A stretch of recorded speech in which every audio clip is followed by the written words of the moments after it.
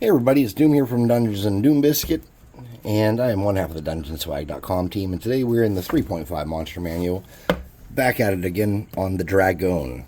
It's a large magical beast. Essentially, it's a brass dragon with no breath weapon, which I think is fire for a brass dragon, combined with a lion. So, put my book away. Let's take a look at this. I have a dragon part and a lion part that are similar in size.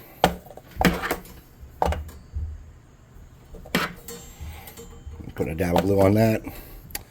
Stick in a checker piece from the Dollar Tree to it. Okay. I'm going to get some stupor glue.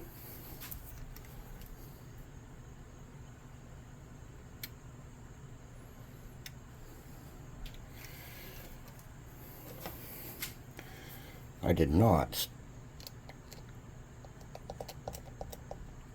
scratch that up, so let's hope that I am able to fix that problem.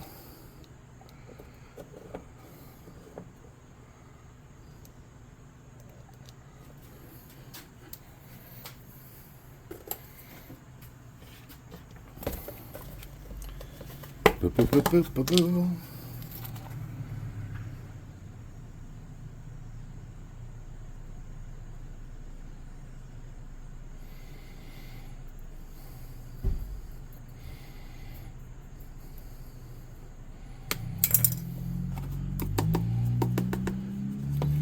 All right, let me brush that off with a toothbrush real quick.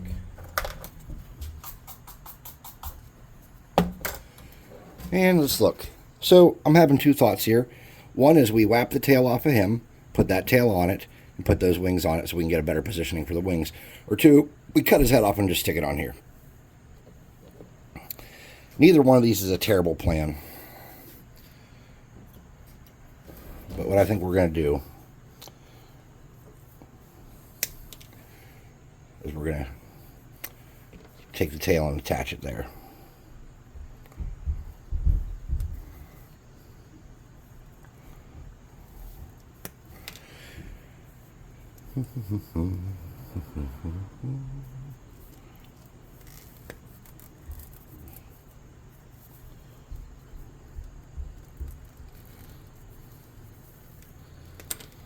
Give me your wings.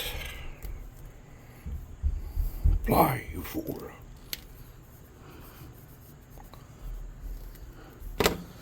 Alright, so we knew we needed to make some adjustments to these wings, so all we're going to do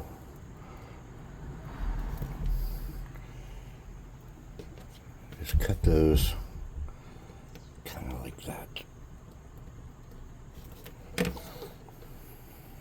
Make sure they're about the same length. Pretty close. I'm going to snip a little bit of that off. Okay. Let's get dude on the base. Whoops.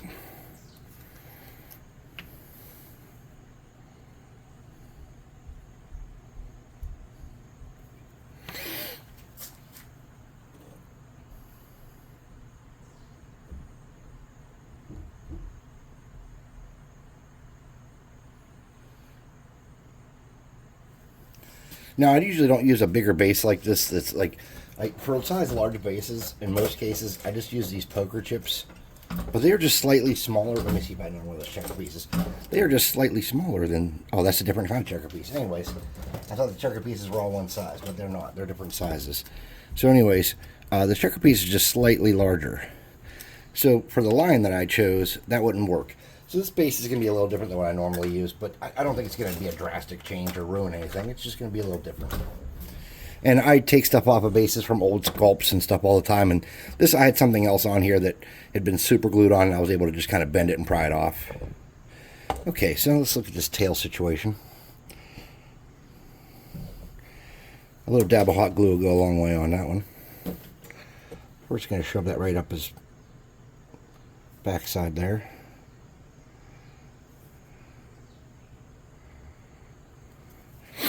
And I think the easiest thing to do would be just to kind of slide that around. Now these guys are covered in scales, not fur. So what I did was, when I was looking at lions, I got a knife and cut opposite through all his little things. You can't really see it, and I don't think we'll see it on the final sculpt. But I think since this thing's going to be a metallic and stuff, it's not going to be a super big, terrible situation to deal with anyways. I do want to skim that out a little better right there.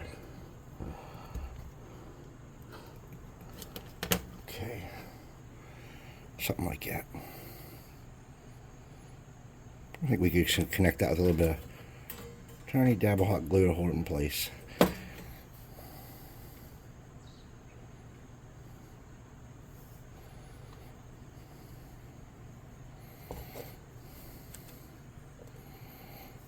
Okay, I don't like that angle, so I'm going to pull that right off.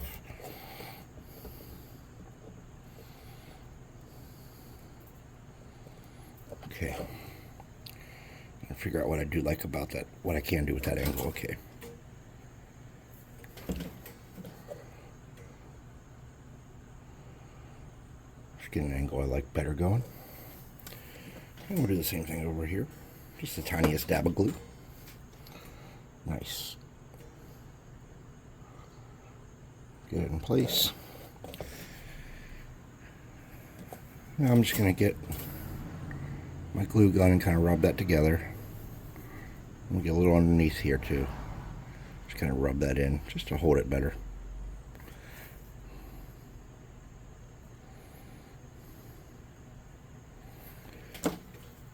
Let's get that spider web removal tool. There we go. Get rid of them spider webs.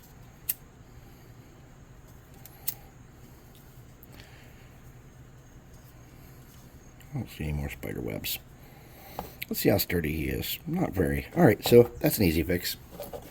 I'm just going to get a little teeny bit of glue. And you've seen me do this before, video after video. Sometimes I glue it first and then I sprinkle, and sometimes I sprinkle and then I glue, but basically that's all I'm doing here.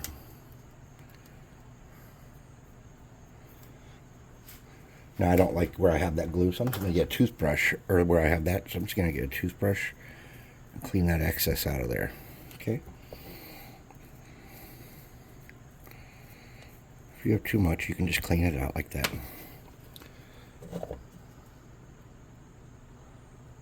Okay? And then just to make sure his tail is sturdy, we'll just do a little boop-de-loop of that on top of there.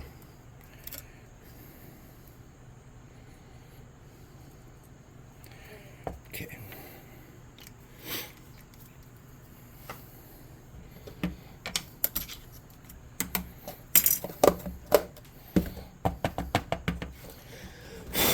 Alright, something like that. And the paint job on this guy is going to be super simple too. So we could, I'm just tapping off any extra glue that didn't dry. We could probably just go straight into a paint job here. So here's what we'll do. I'm going to take him off camera real quick and black bomb him. And then we'll come back and we'll paint him.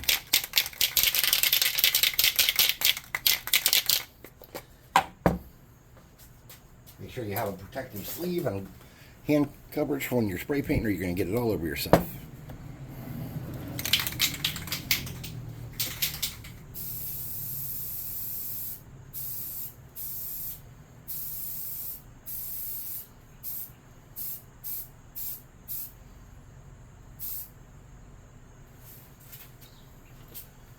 All right.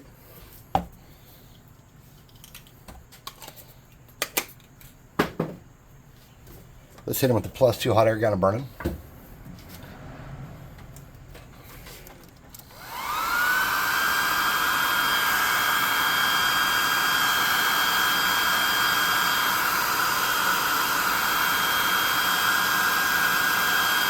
I went a little too thick on that black.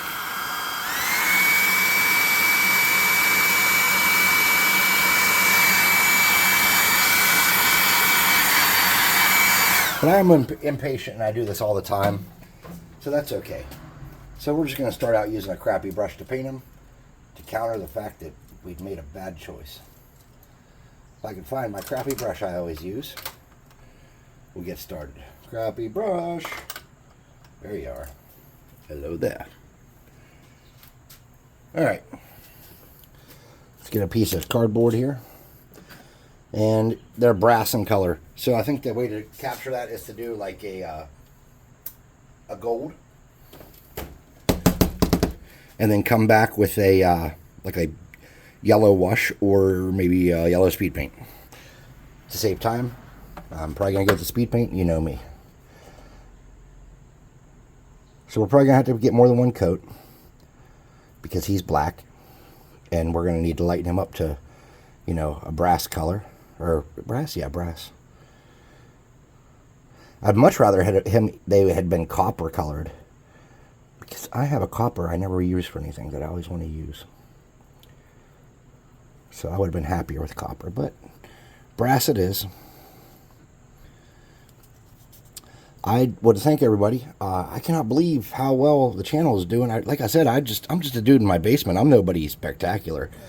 And the fact that so many people are watching and commenting and you know, subscriptions. I know there's a lot of content out there to watch.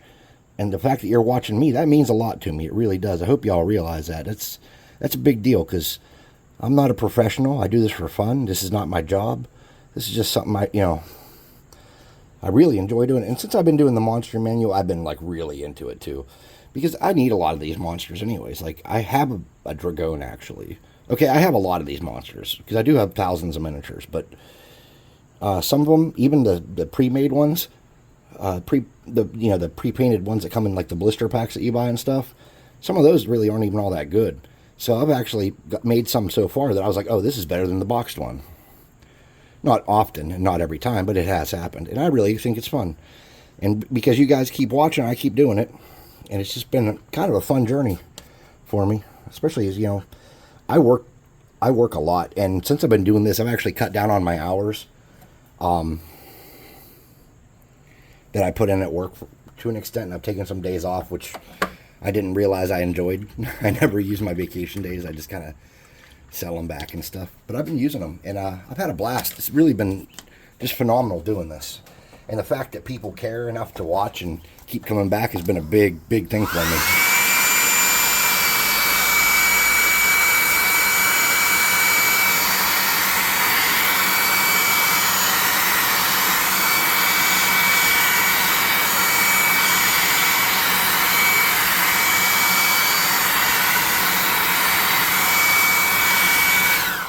Like I said, we're going to need a second coat. So let's get started on that.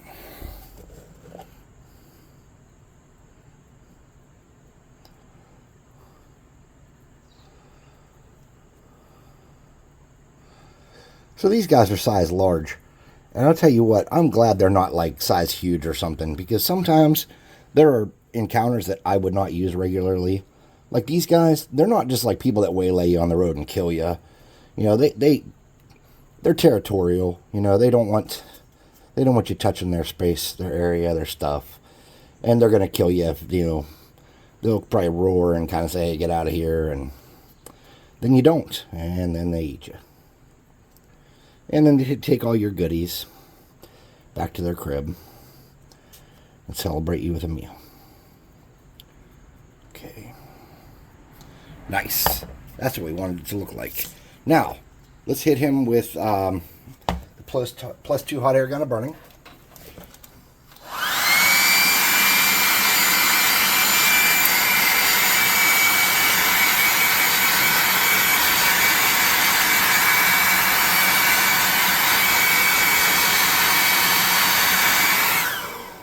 There is a spot behind his leg that I did not paint very well. So I'm just going to get another teeny dab of this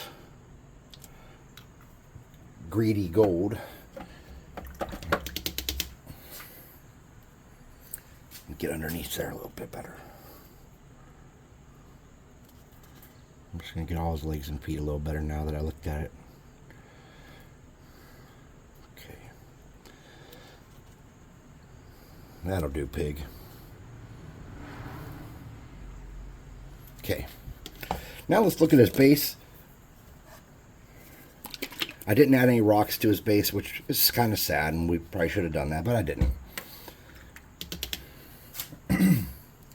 So this is just burnt umber from Walmart crappy paint. Cheapy paint. And I'm just trying to get this base covered in this for a starter. And then we'll come back with a different color of brown.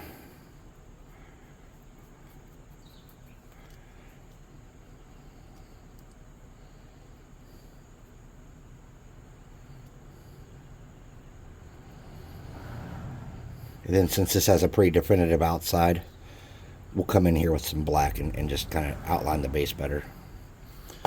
So I'm going to get another brown. Still wet, mind you. This is called melted chocolate. I use this a lot. You've probably seen me use it.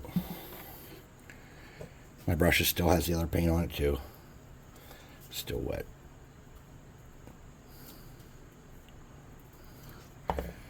And then we're going to put this away.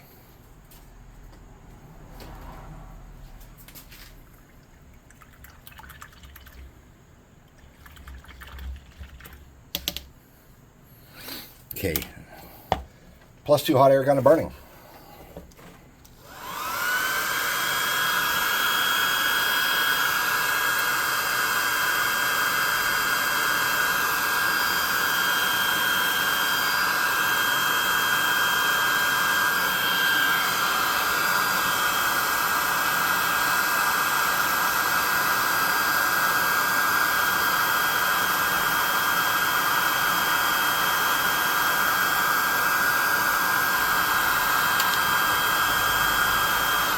I'm seeing some other spots where the yellow is not great, or the gold is not great. Like there's a spot inside his wing here where it's not great. I'm just going to hit that again real quick before we start with the I can't think what it's called. The speed paint. There's a little spot back there. A little bit on his wing. All right. Let's get that burned out again with the +2 hot air gun burning.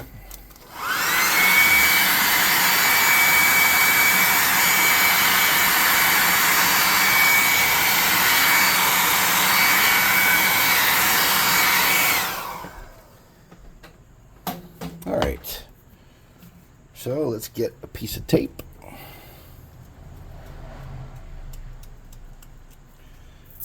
Every time I cut my fingernails, I cut them too short, and it takes me about a day to get back to where I can use them right, so a little bit of problems there. Let's let him sit for a second. I'm going to put these in my parts box and let him cool a little bit. Alright, parts box loaded. Oh, a tail I missed somewhere down the road. This will go in the parts box too. I'll tell you what, there's no point in trying to clean up. I always find shit I missed. Oh my gosh, look at this. Part of an anteater going in the parts box. Oh, that anteater is what I used for that one weird digester creature. Alright, so there we go with that. Let's get some yellow here. Maybe. There we go. Zealot Yellow Speed Paint. Let's hope this serves us well and doesn't look bad. I'm just going to get a cheapy crappy brush.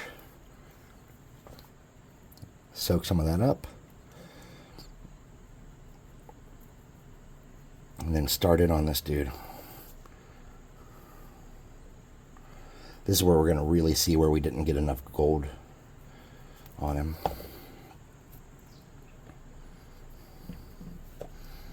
Right here, this is going to be that time.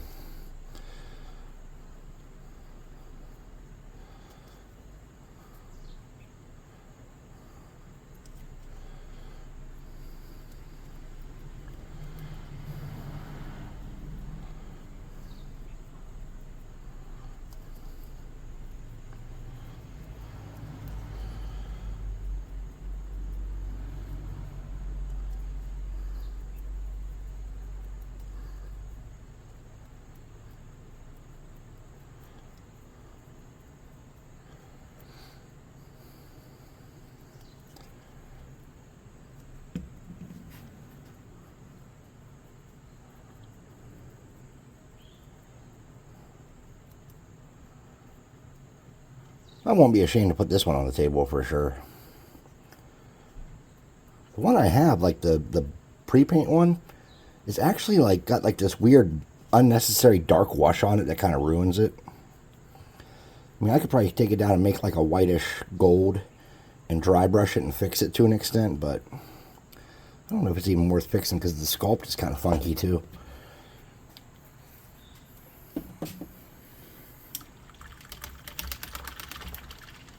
Alright, so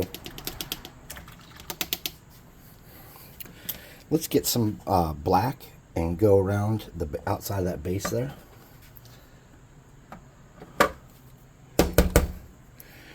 And to do that, I would just grab one of my trusty good brushes that I love.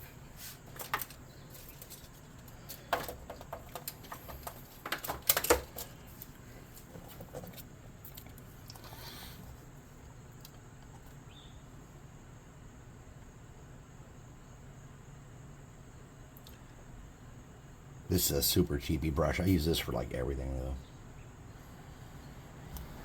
I don't have that much stuff that isn't super cheapy, truth be told. I have like a lot of this stuff I bought when I was just struggling. I mean, one time I tried living off of VA disability whenever I was like in a lot of pain and younger, and I was like kind of giving up. And I'll tell you what, man, you want to live off of VA disability, you go right ahead, dudes. It's not, I mean, depending on where you live, at some places it's good, but the problem is some places you might live outside of like a major metropolitan area, but you live like in the sticks and you're rated as that area where you actually live, but the economy where you live is based off of like the nearest big city. So for example, if you live right outside of Pittsburgh in West Virginia, you know, it's 35, 40 miles. I think it's 51 miles to go to the one area is like about the furthest that I go to. And that's about how far it is for me to go to the VA up there. So anyways, it's rated on kind of where I live, but the economy where I live is definitely based off of the Pittsburgh area. So it's not a perfect system, but you know what? I can't complain because they do take care of me. I did decide to go back to work because I didn't think the money was, I didn't feel like I could live off it comfortably. And I was getting bored sitting at home. But I had no money for anything extra at the time. As a matter of fact, that's how I met Sam, my friend that plays D&D with us years ago. This was pre-coof, or whatever you want to call it, you know, the COVID. I guess we're not allowed to say that word for some reason. Somebody told me. But anyways, I posted on Facebook like, hey, I'm a poor vet looking for garbage materials to craft out of in the Tabletop Crafters Guild. But this is before I left it. And he answered, and he was like, hey. And it turns out he was a Navy vet. And significantly older than I, and had an amazing collection of stuff. And over the years, he often comes to D&D and brings me like presents from like his role-playing collection. And it's amazing. I had so many cool things I would have never been able to get. And it's truly, like, you cannot believe how amazing it is. It feels so cool when he hands me these, like, pieces of history, and he's like, here, dude.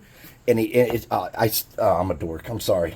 I get choked up over it. I'm like, I feel so blessed. Not because I'm getting presents, but just, you know, talking about, like, getting access to some of the history of what we do. Like, I don't play D&D anymore. But, you know, because I haven't been at Tomorrow Comes Doom, but,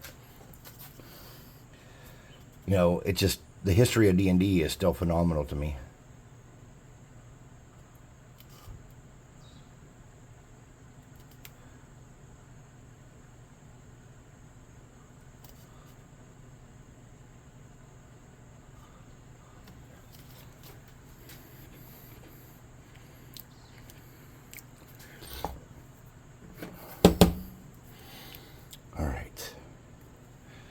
It didn't really show their eyes well. His eyes just look kind of brass or whatever in the picture.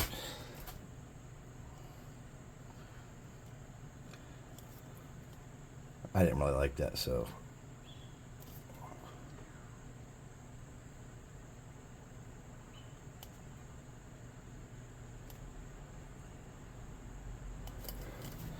I'm making him looking to the left.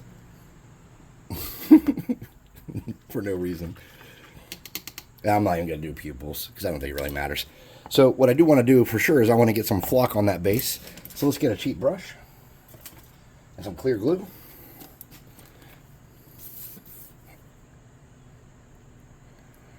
That should be enough.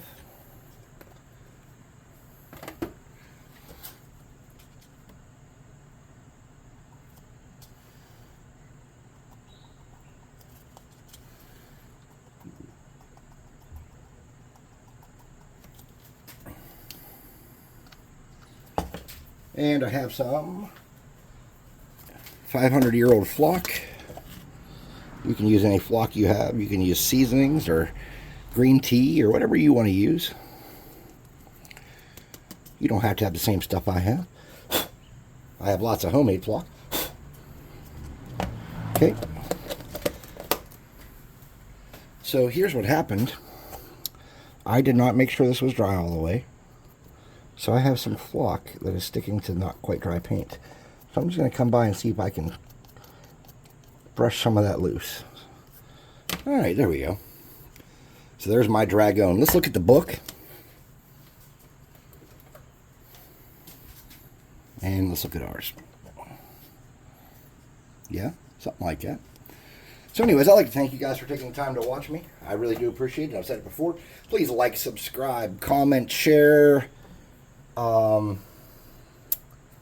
Crap. Hit the notification bell icon. And if you look in the description, it might not be there right this second, but it'll be there soon. There is a link to our website, dungeonswag.com, where we have a monthly miniature subscription service. And there will be a link to our Discord. If you go to the Discord, you can actually get a free miniature mailed to your house. Literally for free. Like, you can go on there, you can see other people have said, oh, thanks for the free mini and stuff. And also, if you buy our monthly box, there's a discount code that I put in the link in the description, or I put in the description, not in the link. I'm not sure if that's good for much longer, though. I have to check. We can get it extended, though. I know a guy. So, anyways, hey, really, I do appreciate everybody's time, and we'll see you next time as we start on the Drider.